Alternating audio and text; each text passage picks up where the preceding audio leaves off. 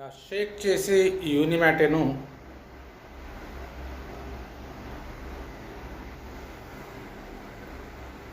ప్రతిరోజు ఇలా ఉదయం మనం టిఫిన్ చేసే ముందు టిఫిన్ చేయాల్సిన అవసరం లేకుండా ఈ 400 ml వాటర్లో ఈ యూనిమాటేను కనుక తీసుకున్నట్టయితే మెల్లిమెల్లిగా ఇలా